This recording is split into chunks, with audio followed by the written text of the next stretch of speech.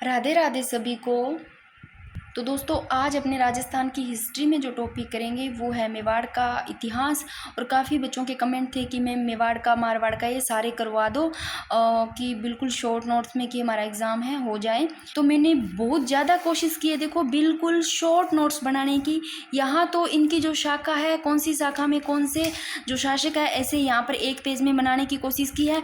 फिर उसके बाद में जैसे ही मैंने ये शासक लिखे हैं उनको विस्तार से भी आगे जैसे आप लोगों के लिए यहाँ पर करवाया और समझाऊंगी भी अच्छे से कि आप लोगों को समझ आ जाए। क्योंकि हिस्ट्री एक ऐसा चीज़ है कि इसमें जैसे आप करने लग जाते हो ना तो इसको कहानी की तरह पढ़ना ज़्यादा पसंद करते हो, यानी कि उसमें ज़्यादा आपको मज़ा आने लग जाता है कहानी की तरह। तो आप एक ही चीज़ में घुस जाते हो जो हिस्ट्री है और बाकी के सब भूल जाते हो। तो देखो जो हिस्ट्री है इससे इतने ज़्यादा क्वेश्चन नहीं आते हैं कि जितना आप लोग इसको टाइम देते हो। तो ये बिल्कुल जहाँ से भी आपको शॉर्ट नोट्स मिलते हैं जहाँ कहीं से भी तो आप लोगों को वहाँ से पढ़ना चाहिए। अगर आप लोगों को इससे भी बिल्कुल शॉर्ट मिलते हैं नोट्स तो आप लोगों को वहाँ से पढ़ना चाहिए। क्योंकि हिस्ट्री में ज़्यादा टाइम ख़राब नहीं करना चाहिए, इतने ज़्यादा क्वेश्चन नहीं आते हैं। और फिर भी इतना भी नहीं है कि इतने कम आते हैं कि अपने पढ़े नहीं, पढ़ना तो सभी पढ़ेंगे। तो आज अपने ज़्यादा मैंने थोड़ी बात कर ली, बिना बात किए मैं स्टार्ट करती हूँ। तो अब अपने स्टार्ट करते हैं। देखो सबसे पहले अगर अपने मेवाड़ के इतिहास की बात करते हैं तो मैंने इनको 3 शाखाओं में ऐसे बांटा। देखो सबसे पहले जो शुरुआत होती है इधर गुहिलादित्य से, यानी कि गुहिल वंश के जो है गुहिलादित्य। फिर रावल, ये देखो आगे और जो शाखा बनती है एक तो रावल शाखा में और एक राणा शाखा में। यानी राणा शाखा के जो हमीर है ना वो राणा शाखा के कहलाते हैं और जो रावल क्षेत्र सिंह है ये कहलाते हैं रावल शाखा के। तो एक रावल शाखा में बंट गई और एक राणा शाखा, यानी कि रावल कहलाए रावल शाखा वाले और राणा शाखा वाले राणा कहलाए। इस चीज़ का ध्यान रखना। एक ऐसे अगर आप करते हो ना ऐसे इन 3 भागों में करके तो आप लोग जैसे हिस्ट्री पढ़ते हो ना उसमें बहुत ज़्यादा कन्फ्यूजन होती है, पता ही नहीं चलता। पढ़ लेते हैं पूरा पर ये गोल मोल हो जाता है किस में रावल शाखा वाले है किस में क्या है। तो ऐसे आप लोगों को ज़्यादा दिक्कत नहीं होगी। तो देखो इसमें मैंने 3 ऐसे वंश मैंने लिखे हैं, गुहिल वंश, फिर इधर रावल शाखा लिख दी और फिर राणा शाखा। अब राणा शाखा के जितने जितने है ना ये राणा शाखा के कहलाते हैं। जैसे राणा हमीर कहलाई है ना, रावल सेम जो क्षेम सिंह है वो रावल कहलाए तो रावल शाखा वाले ये कहलाते हैं। अब इनको पढ़ते हैं। देखो गुहिल वंश में जो शुरुआत होती है वो गुहिलादित्य से होती है। अब एक बार तो मैंने यहाँ पर सीधा सीधा लिख रखा है, फिर मैंने आप लोगों को आगे विस्तार से साथ साथ में पढ़ाती जाऊँगी। जो अगर जो पहली बार हिस्ट्री कर रहे हैं उनको पता नहीं है भी गुहिलादित्य क्या है, कौन है, कहाँ के है, इनके माता पिता कौन है, कैसे जन्म हुआ नहीं पता, तो अपने ये साथ साथ में करते जाएंगे। तो मैंने एक पेज पे ऐसे इसलिए बनाया है कि आसानी हो और समझ आया भी आगे मैं समझाऊंगी जैसे जैसे मैंने लिख रखे हैं। तो देखो गुहिल वंश में जहाँ से शुरुआत होती है ना गुहिलों की वो देखो गुहिलादित्य से होती है। फिर गुहिलादित्य के बाद में आते हैं नागादित्य। अब देखो जो नागादित्य ना ये थोड़े मतलब एक अच्छे व्यक्ति नहीं थे तो इनको क्या है जो भील होगा ना वो मार देते हैं यानी हत्या कर देते हैं। तो नागादित्य की भीलों ने हत्या कर दी थी। फिर नागादित्य के बाद में थे काल भोज बप्पा रावल। ये देखो नाम भी आपको नहीं पता लग रहा, काल आ गया भाई, हाँ बप्पा यानी कि बाप, सबका बाप, ऐसे नाम नहीं लग रहा है। तो आप लोग याद रखना। तो इस चीज़ को ध्यान रखना जो वास्तविक संस्थापक होते हैं ना यानी कि गुहिलों के जो वास्तविक बिल्कुल जो वास्तविक रियल है ना वो कौन होंगे, काल भोज बप्पा रावल। बप्पा से आप लोग बाप होते हैं भाई, जो बाप होते हैं ना वो वास्तविक होते हैं। तो ऐसे याद रह जाएगा जो काल भोज है बप्पा रावल है वो गुहिलों के वास्तविक संस्थापक है। अगर सीधा क्वेश्चन आ जाता है ऐसे पूछ लिया जाता है गुहिल वंश का संस्थापक या फिर आदि पुरुष, अगर संस्थापक आदि पुरुष या मूल पुरुष पूछ लिया जाता है तो गुहिलादित्य आएगी। इस चीज़ का ध्यान रखना। यहाँ से क्वेश्चन बनता है एक तो सीधा यहाँ से एक यहाँ से बनता है, यानी कि जो वास्तविक संस्थापक है गुहिलों के वो काल भोज बप्पा रावल। देखो वास्तविक नाम है भाई बप्पा बाप, तो इसे रख लेना। और नागादित्य इनकी हत्या कौन कर देते हैं, भील है वो भीलों से मारे जाते हैं। और गुहिलादित्य ये आदि यानी कि आदि मान लो, ये आदि ऐसे याद रखो है ना, मूल आदि, और ये पूरे पूरे से लोग वास्तविक ऐसे याद रह जाएगा। फिर काल भोज बप्पा रावल के बाद में आते हैं अल्लट। अल्लट है ना भी इनको आलू रावल भी कहते हैं, इनकी उपाधि आलू रावल भी है, यानी कि ख्यात साहित्य में मिलता है ये चीज़। और जो ये अल्लट है ना याद रखना ये हुण राजकुमारी हरिया देवी से विवाह करते हैं। मैं आगे लिख भी रखा है, अगर आप लोगों को सीधा मेरा बताया याद नहीं रहता तो मैं आगे नोट्स बना सकती हूँ। आप लोग ये शॉर्ट नोट्स है यहाँ से नोट्स बना सकते हो और आगे मैंने यहाँ पर इधर लिख रखा है तो ये मैं वैसे बता दूँगी, एक बार मोटा मोटा बता रही हूँ। अगर पूछ लिया जाता है यानी कि गुहिलों के आदि मूल पुरुष या सीधा गुहिल वंश का संस्थापक तो गुहिलादित्य। अगर पूछा जाता है वास्तविक तो काल भोज बप्पा रावल। फिर अल्लट है ना इनकी उपाधि पूछ ली जाती है तो आलू रावल। और ये हुण राजकुमारी हरिया देवी से विवाह करते हैं भाई ये जो आलू रावल अल्लट है ना, ये अल्लट है, ये पहले ऐसे है जो कि अंतर्राष्ट्रीय विवाह करने वाले। फिर अल्लट के बाद में आते हैं शक्ति कुमार, फिर रण सिंह। अब देखो जो रण सिंह है ना, गुहिल वंश में जो अंतिम देखो शासक रण सिंह, इनके समय इस गुहिल वंश का बंटवारा हो जाता है। देखो ये 2 भागों में बंट जाता है। किन के समय? अब लो रण ऐसे लो, मैं बताती हूँ कैसे याद करो ये चीज। अगर आपको याद नहीं रहती है, गुहिल वंश में आपको देखो सबसे पहले गुहिलादित्य, नागादित्य, गुहिल नागा, फिर कालभोज यानी कि बप्पा रावल, फिर अल्लट, फिर शक्ति कुमार, ये हो गए। फिर आते हैं रण सिंह गुहिल वंश में। इन रण सिंह के समय गुहिल वंश का बंटवारा होता है। ऐसे लो, रण छिड़ गया है ना, युद्ध छिड़ गया तो भाई बंटवारा हो गया, ऐसे याद रह जाएगा। रण सिंह के समय गुहिल वंश का बंटवारा हो जाता है। देखो 2 भागों में, रावल शाखा और राणा शाखा, यानी कि 2 भागों में हो जाता है। रावल शाखा वाले सारे देखो ये कहलाते हैं, रावल नाम से जुड़ जाता है, रावल क्षेम सिंह ऐसे, और राणा शाखा यानी कि राणा हमीर ऐसे कहलाते हैं। अब मैं चाहती हूँ गुहिलादित्य को थोड़ा सा इनको विस्तार से पढ़ाऊँ। अब पहले गुहिलादित्य को समझोगे तभी आप लोगों को समझ में आएगा कि ये गुहिलादित्य कौन है, कैसे जन्म हुआ। मैं आप लोगों को इसको अच्छे से समझाने की कोशिश करती हूँ। ये लो भाई, मैंने अपनी तरफ से पूरे ऐसे शॉर्ट नोट्स बनाने की कोशिश की है। वैसे शॉर्ट नोट्स नहीं ऐसे लिखे हुए, बिल्कुल शॉर्ट बातें हैं जिससे आपको ये सारी कहानी भी समझ में आ जाएगी और आपका इतिहास भी ये हो जाएगा इसका, मेवाड़ का। देखो सबसे पहले मेवाड़ के इतिहास की बात कर रहे हैं। अगर गुहिल वंश का अगर संस्थापक पूछ लिया जाता है, सीधा संस्थापक या फिर आदि या मूल पुरुष, तो गुहिलादित्य, ये मैंने पहले बात बता दी। अब देखो मेवाड़ को क्या कहते हैं, शिवी भी नाम था इसका मेवाड़ का, प्रागवाट, मेदपाट, मेवाड़ यानी कि उदयपुर। अब देखो मेवाड़ का नाम उदयपुर, जो कि 1559 यानी कि 1559 में, यानी कि 1559 में उदयपुर को महाराणा उदय सिंह द्वारा उदयपुर बसाया गया। भाई देखो ये सारे ही नाम मेवाड़ के ही है, शिवी भी बोलते हैं, प्रागवाट, मेदपाट, मेवाड़, उदयपुर, ये चीज़ समझ में आ गई। अब देखो गुहिलादित्य वंशावली की जो प्रारंभ होता है ना, सबसे पहले देखो, अब जो अपने यहाँ पर बात कर रहे थे गुहिलादित्य, बात कर रहे थे गुहिलादित्य, इनको गेहदत्त भी बोलते हैं और गोह भी बोल देते हैं, सारे नाम गुहिलादित्य के। अब ये कहाँ से आते हैं, ये सारी बात तो पढ़नी पड़ेगी, कैसे इनका कैसे जन्म हुआ, ये सारी चीज़ अपने देखते हैं। तो देखो गुहिलादित्य के माता पिता भी थोड़े ऊपर, ये देखो पुष्पादित्य, शीलादित्य। अब सबसे पहले ये भी कहाँ से आते हैं, शीलादित्य, ये सारे देखते हैं। सबसे पहले देखो गुहिलादित्य की वंशावली की बात करते हैं तो सबसे पहले एक कोई सुभागी देवी नाम की और थी, सुभागी देवी, ठीक है ना। इनका जो जन्म होता है ना, इनके पुत्र का, सुभागी देवी है, सुभागा देवी यानी कि सुभागा देवी है ना, ये एक पुत्र को जन्म देती है। भाई सुभागा देवी है ना, ये देखो भगवान सूर्य भगवान की पूजा करती थी, सुभागा सूर्य, इसलिए सुभागा देवी सूर्य भगवान की पूजा करती थी। ये एक बीज मंत्र पढ़ती थी, जो एक बीज मंत्र शिक्षा से गर्भवती हुई थी, ये भगवान सूर्य की पूजा करती थी। तब इन सुभागा देवी के पुत्र प्राप्त होता है शीलादित्य। अब ये शीलादित्य ये इसी का ही बाप है, देखो गुहिलादित्य है। अब मैं यहाँ बताती हूँ, देखो शीलादित्य की पत्नी पुष्पावती, ये दोनों है पति पत्नी। देखो यहाँ पर मैंने दिया पुष्पावती शीलादित्य की पत्नी है, और शीलादित्य और पुष्पावती इन दोनों को जो पुत्र प्राप्त होता है ना, वो देखो वो ही होता है गुहिलादित्य, यानी कि गो है गेयदित्य। अब देखो शीलादित्य तो इनके पिता है, पुष्पावती इनकी माता है। अब थोड़ी सी कहानी बता देती हूँ। क्या कहानी, अगर पहली बार भी हिस्ट्री कर रहे हैं तो उनको नहीं पता होता, तो थोड़ी सी कहानी से समझा देती हूँ, ज़्यादा टाइम नहीं लूँगी। कहानियों में कुछ नहीं पढ़ा, वैसे क्वेश्चन सही होना चाहिए, कहानियों में घूमने से कोई फ़ायदा नहीं। तो सुभागा देवी है ना, ये भगवान सूर्य की पूजा करती है, बीज मंत्र शिक्षा से गर्भवती हो जाती है। फिर इनको बेटा प्राप्त होता है शीलादित्य। अब ये शीलादित्य है ना, ये कोई आक्रमण में मारे जाते हैं, सहपरिवार इनकी मृत्यु हो जाती है शीलादित्य की। फिर इनकी जो पत्नी थी ना शीलादित्य, जो पुष्पावती, ये भाई गर्भवती थी। तो शीलादित्य की पत्नी, ये तो मारे गए, मृत्यु हो गई शीलादित्य की, और इनकी पत्नी है पुष्पावती। ये रानी गर्भवती थी भाई इनकी पत्नी। ये पुष्पावती है ना, अम्बा माता का दर्शन करने आई थी, आबू आई हुई थी भाई, आबू गई हुई थी, कौन, पुष्पावती, अम्बा माता के दर्शन करने। ये पत्नी है शीलादित्य की। अब शीलादित्य और पुष्पावती ये दोनों पति पत्नी है। ये एक, फिर पुष्पावती एक पुत्र को जन्म दे देती है, जो यही होता है गुहिलादित्य। पुत्र को जन्म देते ये खुद हो जाती है सती, एक पुत्र को जन्म देते सती होगी पुष्पावती, और शीलादित्य तो मारे जाते हैं आक्रमण में, पुष्पावती भी अब क्या होगी, सती होगी। अब ये दोनों माँ बाप तो इनके भाई चले गए, अब रहते हैं जो गुहिलादित्य या गेहदत्त या गो, भाई इनका पालन पोषण करने वाली भी तो कोई होगी, इनकी धाय माएँ थी। अब मैं आगे बताती हूँ। ये लो भाई, इस पेज पर फिर मैंने वापस शॉर्ट लिखा। सबसे पहले सुभागा देवी सूर्य की पूजा करती है, तो पुत्र होता है शीलादित्य। शीलादित्य की पत्नी पुष्पावती, ये दोनों हो गए पति पत्नी, यानी कि शीलादित्य पुष्पावती। इनके देखो पुत्र होते हैं गुहिलादित्य गेहदत्त। अब इनका देखो, ये पुष्पावती सती हो गई भी इनको जन्म दे करके, और इनके जो पिता है वो मारे जाते हैं। है ना, आक्रमण में, ये दोनों मतलब है नहीं अब। तो शीलादित्य जो गेहदत्त है, अब इनका पालन पोषण करने वाली इनकी धाय माँ है कमलावती, ये इनका पालन पोषण करती है। पिता शीलादित्य, माँ पुष्पावती। इस चीज़ का समझ में आ गया, ठीक है, ये कहानी मोटी मोटी थी, ज़्यादा टाइम नहीं लगा। अब देखो जो नींव रखते हैं ना गुहिल वंश की, यही रखते हैं गुहिलादित्य।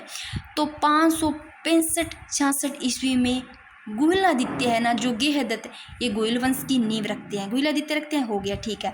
अब फिर से क्वेश्चन, गुहिल या गुहिल वंश का संस्थापक आदि पुरुष आता है, मूल पुरुष आदि पुरुष सीधा संस्थापक पूछ लिया जाता है तो गुहिलादित्य।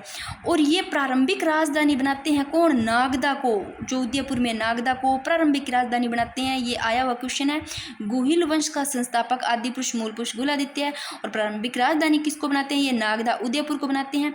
अब देखो उत्तराधिकारी आते हैं इनके बाद में, ये सारे वैसे ध्यान नहीं रखना, याद नहीं रखना इनको, शील, भर्तहरि, अपराजित, निर्वाण, शक्ति कुमार, बस ये ध्यान रखना। जो नागादित्य मैंने बताया था ना, मैं उसी पेज पे वापस लेके जाती हूँ। ये देखो गुहिल वंश में, ये देखो गुहिल वंश में गुहिलादित्य, फिर नागादित्य। मैंने कहा था नागादित्य को भील है वो मार देते हैं, यानी कि भीलों द्वारा मारे जाते हैं। फिर आते हैं काल भोज, बप्पा रावल, नाम से बप्पा भाई बाप है तो वास्तविक संस्थापक होंगे, ये आदि या मूल पुरुष होंगे, ये वास्तविक संस्थापक होंगे। अब इनको और पढ़ते हैं, मैं ये सारे करवाऊंगी, अच्छे तरीके से समझ में आ जाएगा, ज़्यादा आप लोगों को ऐसे नहीं लगेगा भाई क्या है हिस्ट्री क्या है, कुछ नहीं लगेगा, इजी हो जाएगा। एक बार इस पेज पे उस गुहिलादित्य के बारे में सारा कुछ पढ़ लेते हैं जहाँ से क्वेश्चन बनते हैं। तो गुहिलादित्य से क्या क्या क्वेश्चन बनते हैं, तो देखो गुहिलादित्य मैंने बता दिया, माता पुष्पावती, पिता शीलादित्य, मृत्यु हो जाती है, ये सती हो जाती है।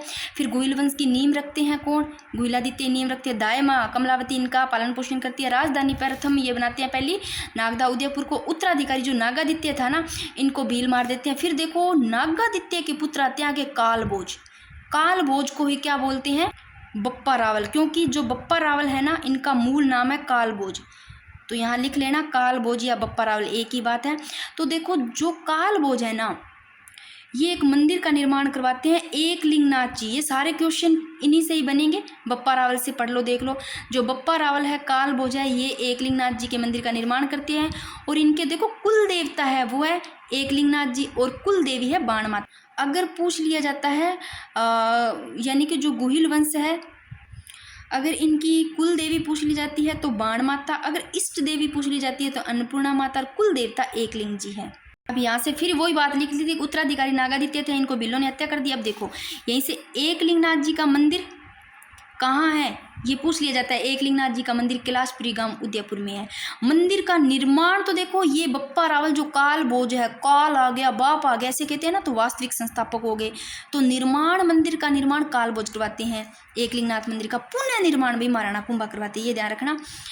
आगे देखो मेवाड़ का वास्तविक संस्थापक फिर से पूछा गया है। देखो वास्तविक संस्थापक कौन है, जो अभी मैंने बताया कालभोज या गुहिलादित्य। अब देखो जो ये एकलिंगनाथ जी है ना, इनको ये कहते हैं भी गुहिल वंश के देवता मानते हैं। और ये खुद क्या कहते हैं, जो मेवाड़ के महाराणा, ये कहते हैं कि हम तो एकलिंग जी के दीवान है भाई। मेवाड़ के जो वास्तविक शासक है ना, ये मेवाड़ के जो महाराणा, ये खुद ये क्या मानते हैं, ये वास्तविक संस्थापक ये कहते हैं एकलिंगनाथ जी है। ये मेवाड़ के महाराणा क्या कहते हैं, ये कहते हैं हम नहीं हैं भाई, जो वास्तविक संस्थापक है कौन है, एकलिंगनाथ जी है।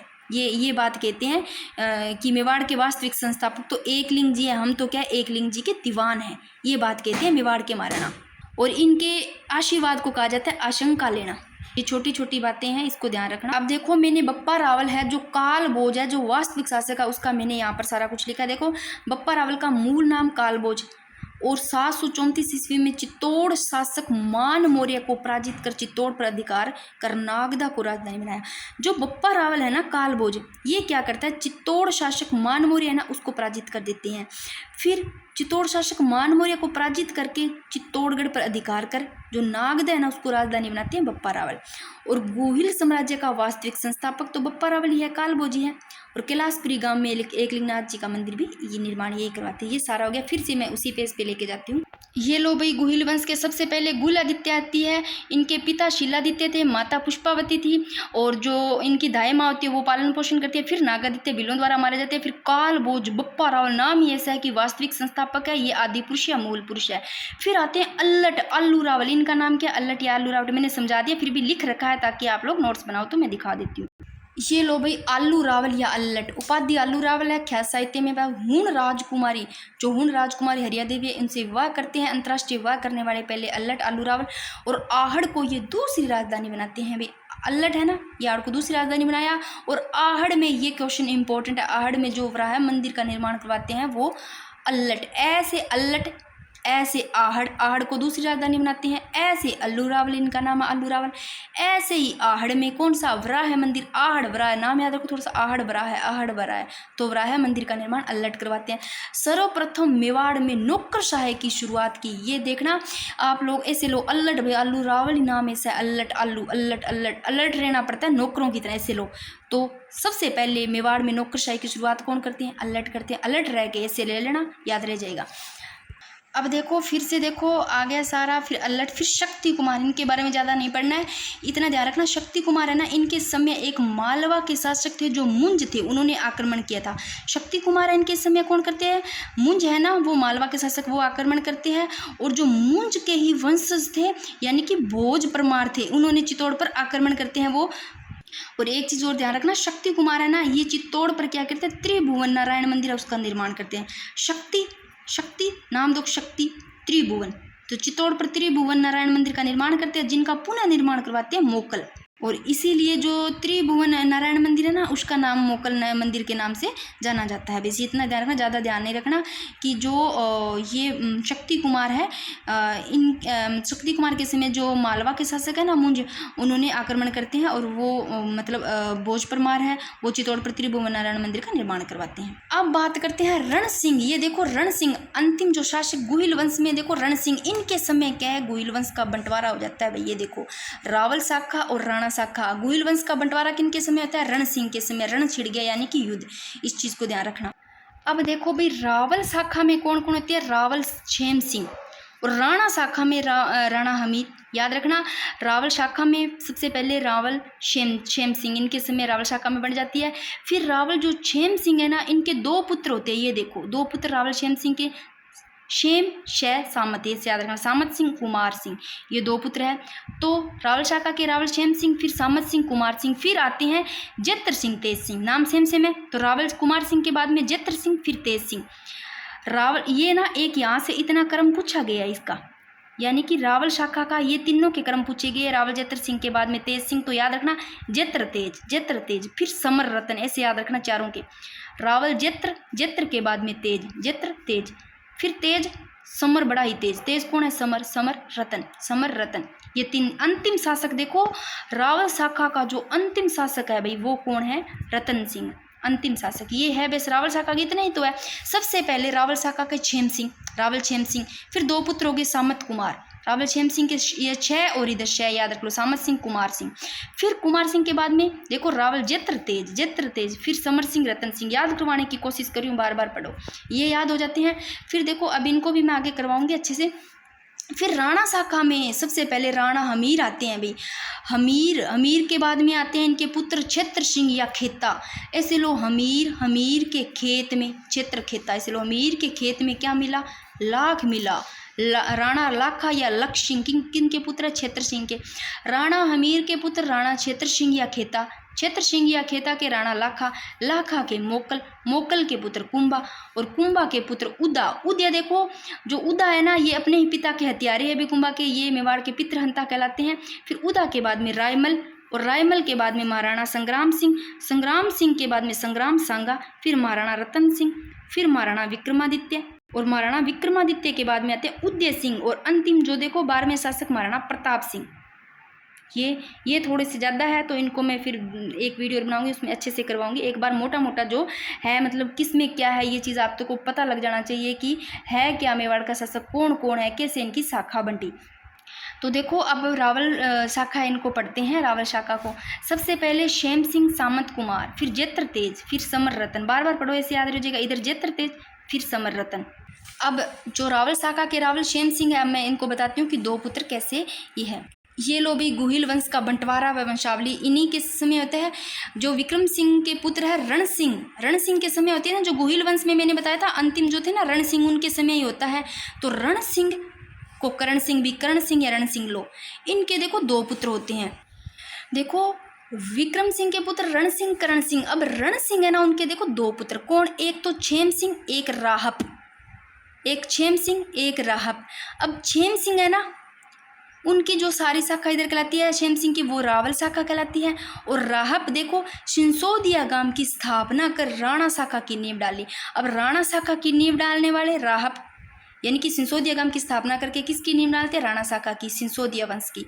अब मैंने आगे बता ही दिया आप लोगों को, जो सबसे पहले राणा शाखा के वंशज कराए, देखो लक्ष्मण सिंह के तो पुत्र है, और अरि सिंह के पुत्र राणा हमीर, यहाँ से होता है राणा हमीर। फिर सिंसोदिया वंश के देख लो कौन कौन आते हैं, मैंने उधर वाले पेज पे बताया है।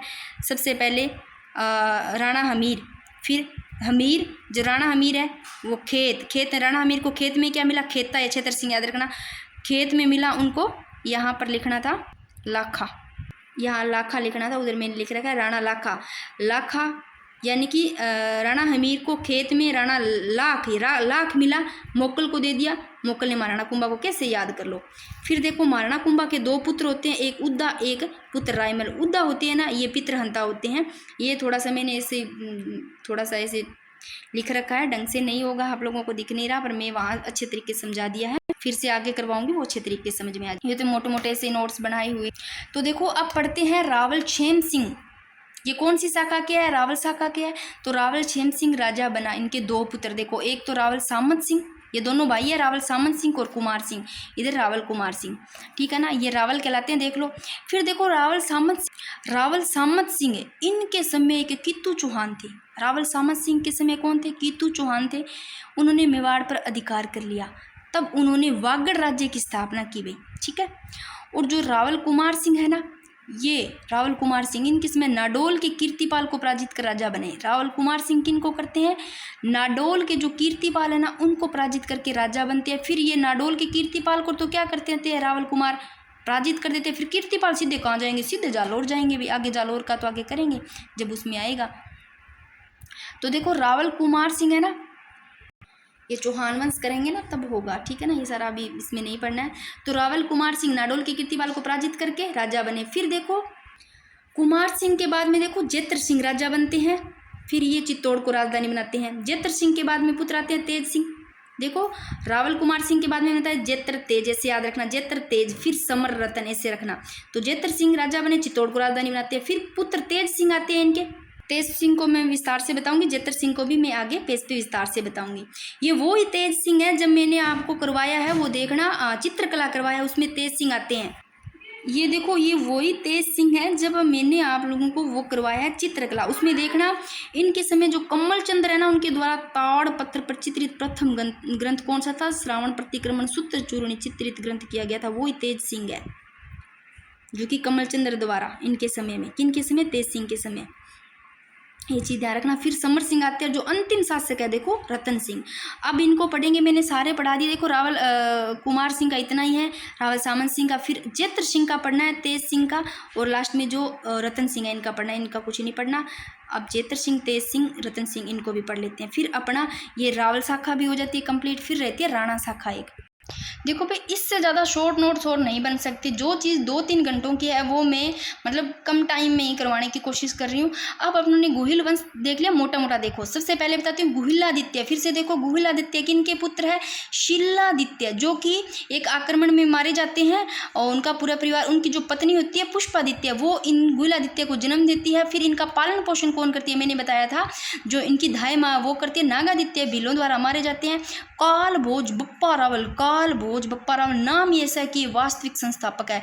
और अगर गुहिल वंश पूछ लिया जाता है तो ये आदि पुरुष मूल वंश है भाई गुहिलों के। और अल्लट आलू रावल, अल्लट आलू रावल ये मतलब अंतर्राष्ट्रीय विवाह करते हैं। और हुणिया जो राजकुमारी है। एक चीज़ और ध्यान रखना, जो बप्पा रावल है इनके बारे में ध्यान रखना। ये ना जो बप्पा रावल है, इनको जो उपाधि की बात करते हैं, एक तो ये चीज़ ध्यान रखना कि ये एक लिंगनाथ जी के मंदिर का निर्माण करते हैं, और गुहिल साम्राज्य का वास्तविक संस्थापक है। और इनका जो उपाधि है वो कालभोज है। और मेवाड़ में जो सोने के सिक्के चलाए गए वो इन्हीं के समय चलाए गए, इन्होंने चलाए। और उपाधि देखो इनकी उपाधि चकवे, हिंदुआ सूरज, यानी कि गुहिल वंश के जो सारे शासक है ना, वो स्वयं को खुद को क्या मानते थे, हिंदुआ सूरज कहते थे। और अल्लट भी मैंने करवा दिया, आलू रावल, यानी कि हुणिया राजकुमार, जो हुण राजकुमारी हरिया देवी है उससे विवाह करते हैं, और आहड़ को दूसरी राजधानी बनाते हैं भी अल्लट। और आहड़ में कौन से मंदिर का निर्माण कराते हैं? वराह मंदिर का निर्माण कराते हैं। और सबसे पहले मेवाड़ में नौकरशाही की शुरुआत करते हैं। अलर्ट अलर्ट रहो, अलर्ट, नौकरशाही कैसे रख लेना। फिर शक्ति कुमार का तो ज़्यादा कुछ नहीं पढ़ना, मैंने थोड़ा बहुत एक बता दिया, वो सही है। अब रण सिंह, इनके समय कहते हैं गोहिल वंश का बंटवारा। ये देखो रावल शाखा और राणा शाखा दोष में। और रावल शाखा में शेम सिंह पढ़ लिया, सामत सिंह पढ़ लिया, कुमार सिंह पढ़ लिया, रावल जेत्र सिंह पढ़ते हैं। ये लो भाई रावल जेत्र सिंह, ज़्यादा कुछ नहीं पढ़ना। 1200 देखो जेत्र त्र त्र त्र नाम आ रहा है ना, 13 जेत्र 13 53 13 इससे थोड़ा कनेक्ट कर लो। रावल जेत्र सिंह 1213 1253 ईस्वी में इनका काल देख लो। और इनके समय भूताला का युद्ध होता है भाई, कब? वैसे तो देखो इनकी डेट फिक्स नहीं है, भूताला का युद्ध कहीं कुछ मिल जाती है, पर जो 10th क्लास की बुक है उसमें 1227 मिलेगी, वो अब मतलब लेटेस्ट वो सही है। भूताला के युद्ध की बात करते हैं तो 1227। और उदयपुर में पड़ता है भी ये भूताला का युद्ध की बात करते हैं तो रावल जेत्र सिंह के समय भूताला का युद्ध होता है 1227 में। और देखो ये भूताला का युद्ध किन के बीच में होता है? तो जेत्र सिंह तो खुद है ही है, और इल्तुतमिश जो कि दिल्ली के, ठीक है ना। अब देखो जो रावल जेत्र सिंह है इनके और इल्तुतमिश दिल्ली के, इन दोनों के बीच में भूताला का युद्ध होता है। याद रखो जेत्र सिंह इल्तुतमिश भूताला का युद्ध, विजय होते हैं। जेत्र सिंह नाम ही जेत्र, देखो जीत का सा नाम आ रहा है, जेत्र सिंह विजय होते हैं। और इस युद्ध की जो जानकारी प्राप्त होती है ना, इस युद्ध की जानकारी देखो जो भूताला के युद्ध के, ये जय सिंह सूरी के जो ग्रंथ है, किसके द्वारा? ये हमीर मर्दन इनके द्वारा रचित ग्रंथ है, जय सिंह सूरी के ग्रंथ में हमीर मर्दन जो ग्रंथ है ना, जय सिंह सूरी का ग्रंथ, इसमें इसकी जानकारी प्राप्त होती है। तो जेत्र सिंह इल्तुतमिश, इन दोनों के बीच में भूताला का युद्ध 1227 में। रावल जेत्र सिंह, अब रावल जेत्र सिंह को पढ़ लिया अच्छे से, थोड़ा सा और पढ़ लो रावल जेत्र सिंह के बारे में। तो जेत्र सिंह ने देखो जेत्र चित्र चित्र चित्तौड़, जेत्र चित्तौड़, जेत्र त्र चित्तौड़ आ रहा है ना, 1213 में, याद रहे जी डेट। जेत्र सिंह ने चित्तौड़गढ़ को राजधानी बनाया भाई, जेत्र सिंह ने चित्तौड़गढ़ को राजधानी बनाया। आगे देखो डॉक्टर दशरथ शर्मा के अनुसार देखें ना, तो मध्यकालीन मेवाड़ के इतिहास का स्वर्ण काल कौन कहलाते हैं? किन का काल कहता है? रावल जेत्र सिंह का काल है ना, रावल जेत्र सिंह का काल ये मेवाड़ के इतिहास का स्वर्ण काल कहलाता है अभी मध्यकालीन मेवाड़ का, डॉक्टर दशरथ शर्मा के अनुसार। अब देखो जेत्र सिंह में कुछ नहीं पढ़ना, इतना ही है। 1213 से 1253 ईस्वी भूताला का युद्ध होता है इनके समय। और 1227 में किन के बीच में? जेत्र सिंह और इल्तुतमिश के बीच में जेत्र सिंह विजय होते हैं। और इस युद्ध की जो जानकारी मिलती है वो जय सिंह सूरी के ग्रंथ में, अमीर मर्दन में। और जेत्र सिंह, बस ये चीज़ इंपॉर्टेंट है, जेत्र सिंह चित्तौड़गढ़ को राजधानी बनाते हैं, ये इंपॉर्टेंट है। किन के बीच में होता है? भूताला का युद्ध होता है इनके समय, ज़्यादा कुछ नहीं पढ़ना। ये लो भाई फिर से मैं इस पेज पे आ रही, बार बार आ रही हूँ ताकि ये आप लोगों को याद हो जाइए। देखो कुछ नहीं इसमें देख लिया, गुलादित्य नागादित्य कालभोज बपारा अल्लट शक्ति कुमार रण सिंह, इनके समय देखो 2 भागों में बंट गया। फिर देखो शेम सिंह आते हैं रावल शाखा में, सामत सिंह, कुमार सिंह, रावल जेत्र सिंह पढ़ लिया। अब रावल तेज सिंह, देखो जेत्र तेज याद रखना। फिर समर रतन अंतिम है, बस हो जाएगा। अब देखो समर सिंह को तो कुछ पढ़ना ही नहीं है, समर सिंह का बस इतना ही ध्यान रखना, इन्होंने ना यह टैक्स वसूला था भाई, बस इतना ही ध्यान रखना। अब तेज सिंह को पढ़ते हैं। ये लो भाई रावल तेज सिंह, मैंने कहा था ये वही तेज सिंह है जो मैंने चित्रकला में करवाया था कि किनके समय रावल तेज सिंह के समय कमल चंद्र द्वारा ताड़पत्र पर चित्रित ग्रंथ कौन सा? श्रावण प्रतिक्रमण सूत्र चूर्ण चित्रित किया गया था। किन के समय? वही तेज सिंह, ये वही है। फिर इनको उपाधि देखो, तेज सिंह को जो उपाधि मतलब धारण की इन्होंने, कौन सी? तेज सिंह, तेज तो बड़े परम बटारक है भाई, महाराजा धीराज परमेश्वर की उपाधि धारण की गई तेज सिंह। अब देख लो इनकी पत्नी है तेज सिंह जेतल, नाम है देखो तेज जेतल, तेज जेत, इनकी पत्नी याद रह जाएगी। तेज सिंह की पत्नी जेतल देवी, इन्होंने चित्तौड़गढ़ में श्याम पार्श्वनाथ मंदिर का निर्माण करवाया। जेत ने क्या कराया? जेतल ने। तेज सिंह की पत्नी जेतल देवी ने चित्तौड़गढ़ में श्याम पार्श्वनाथ मंदिर का निर्माण करवाते। बस इतना ही ध्यान रखना है, कुछ नहीं इनका ध्यान रखना ज़्यादा, और इतना ही पढ़ना है भाई। मेवाड़ के इतिहास में है क्या? कुछ नहीं, गोहिल वंश पढ़ लिया, सारा हो गया। इतना घंटा लगा देते हैं गोहिल वंश में, 4-5 वीडियो बन जाती है, कुछ भी नहीं है गोहिल वंश में। अब रावल शाखा का देख लो, रावल शाखा के तक यहाँ तक पढ़ लिए। अब रहे अंतिम शासक रतन सिंह, अब इनको और पढ़ लेते हैं, फिर यहाँ पर रावल शाखा के समाप्त हो जाती है। फिर आगे वाली वीडियो में राणा शाखा के जो अमीर है ये सबको पढ़ेंगे। तो अब रावल रतन सिंह को भी पढ़ लेते हैं, ये रावल शाखा का ही है, लास्ट में रै से रावल, रै से रतन सिंह अंतिम शासक। अब भाई भी जिनको भी हिस्ट्री ज़्यादा ऐसे टफ लगती है, ज़्यादा दिक्कत आती है, 2 बार वीडियो देख सकते हो। अगर फिर भी नहीं समझ आते हैं तो कहीं से अगर आपको इससे भी शॉर्ट नोट्स मिलते हैं तो आप उसको कंप्लीट कर सकते हो, क्योंकि हिस्ट्री में ज़्यादा टाइम वेस्ट करना वो मूर्खता वाली बात है। तो देखो अब अपने पढ़ रहे थे रावल शाखा का जो अंतिम राजा है। अब यहाँ से क्वेश्चन पूछा जाता है भी रावल शाखा का अंतिम राजा कौन है, तो रावल रतन सिंह अंतिम शासक है। और मैं आज मतलब हो सकता है आज नाइट को अगर बना सकती हूँ, तो जो मैंने इतना हिस्ट्री का करवाया है अब नाइट को तो क्या ही बनेगा, हो सकता है कल बना दूँ, हो सकता है मेरे को टाइम मिला तो मैं आज इसी के जितने करवाए हैं इसी के मैं ना टेलीग्राम पे क्वेश्चन डालूँगी, तो आप लोग उनको करके देखना भी सही होते हैं क्या। अब मैं ऐसे ही किया करूँगी, जो टॉपिक करवा दूँगी उनके क्वेश्चन करवाया करूँगी टेलीग्राम पे, फिर इनकी PDF डाला करूँगी। पहले आप लोगों को चेक करके भी कितना ज्ञात होता है। अब देखो रावल शाखा का अंतिम राजा रावल रतन सिंह, क्योंकि अलाउद्दीन खिलजी का 1303 ईस्वी में चित्तौड़ पर अधिकार हो गया था। क्योंकि जो अलाउद्दीन खिलजी है ना, उनको 1303 ईस्वी में चित्तौड़ पर अधिकार हो जाता है। तो अंतिम शासक रावल शाखा के रावल रतन सिंह थे। और एक चीज़ और ध्यान रखना, चलो वो मैं आपको वहाँ करवा दूँ। देखो खिलजी जो ये है ना अलाउद्दीन खिलजी, ये अपने पुत्र, इनके पुत्र कौन थे, खिजर खां, इनको चित्तौड़ का अधिकारी बनाकर वापिस मतलब बनाकर चले जाते हैं। तो सबसे पहले तो देखो रावल शाखा का अंतिम शासक रावल रतन सिंह है, ठीक है भाई। और अलाउद्दीन खिलजी है ना, चित्तौड़ पर अधिकार करते 1303 ईस्वी में। फिर अलाउद्दीन खिलजी का ही पुत्र होता है खिजर खां, इनको चित्तौड़ है ना ये सौंप कर चले जाते हैं, मतलब इनको अधिकारी बना देते हैं चित्तौड़गढ़ का। कौन किसको बना देते हैं, खिजर खां को।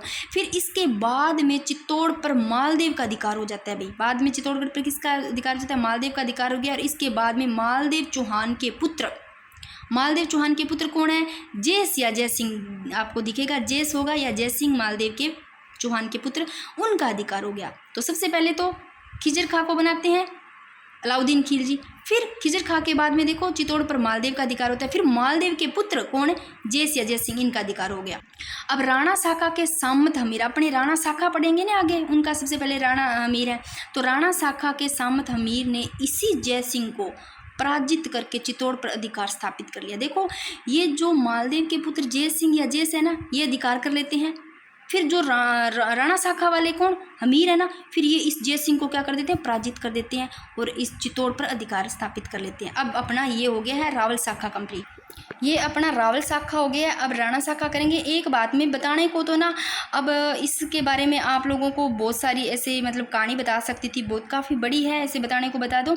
पर जैसे मोटी मोटी मैं आप लोगों को थोड़ा सा अगर पहली बार करे तो बताना चाहूँ तो आप लोग थोड़ा समझ सकते हो। काल भोज के बारे में भी मतलब ये मैंने इसलिए नहीं बताया क्योंकि ज़्यादा कहानियों में पढ़ने से कोई फ़ायदा नहीं, अपने को ज़्यादातर मतलब चीज़ें याद होनी चाहिए। अब बात करते हैं अगर गुहिल वंश की, तो इसमें गुहिल आदित्य, नागादित्य, देखो गुहिल वंश तो मूल पुरुष है, आदि पुरुष है ना, संस्थापक अगर पूछ लिया जाता है यानी कि वास्तविक संस्थापक, तो काल भोज बप्पा रावल है गुहिल वंश के। अब इसके बारे में थोड़ा सा काल भोज बप्पा रावल के बारे में आप लोगों को बता देती हूँ। इनका मूल नाम देखो काल भोज है। ये बप्पा रावल यानी एक हारित ऋषि थे, उनकी गाय चराते थे। और तो फिर ये उनकी गाय चराते थे ना, तो उन हारित ऋषि के आशीर्वाद से ही है बप्पा रावल है ना मेवाड़ के राज्य को प्राप्त करते हैं। तो जो बप्पा रावल है ना, ये किनकी चलाते थे गाय, एक हारित ऋषि की गाय चलाते थे। उन्हीं हारित ऋषि के आशीर्वाद से ही मेवाड़ के राज्य प्राप्त करते हैं भाई। ये कहानी तो काफ़ी बड़ी है पर अपने को ज़्यादा नहीं समझना, इतना ही समझना। आज अपना ये मेवाड़ के इतिहास में गुहिल वंश और रावल शाखा कंप्लीट हो जाती है ओनली 32 मिनट में, और कल राणा शाखा को कंप्लीट करते हैं। अगर आप लोगों को भाई मेरी हिस्ट्री समझ में आ रही है तो आप कमेंट बॉक्स में ज़रूर बताना कि मैम ऐसे सही ऐसे ही करवाना आ रही है। अगर आप लोगों को कचरा लग रहा है, बिल्कुल समझ में नहीं आ रही है, तो वही बता देना भी हमें ऐसे समझ में नहीं आती, आप लोग ऐसे बता दो, तो मैं आप लोगों को वैसे समझाने की कोशिश करूँगी। यानी कि पूरे जैसे नोट्स होते हैं ना से बनाए हुए, मेरे पास पूरे भी पड़े हैं बनाए हुए, आप लोगों के लिए वैसे भी पढ़ा सकती हूँ। और बट आप लोगों को अगर मतलब शॉर्ट चाहिए तो ऐसे शॉर्ट में भी आपको समझ में आता है तो मेरे को बता देना, ठीक है जी। राधे राधे।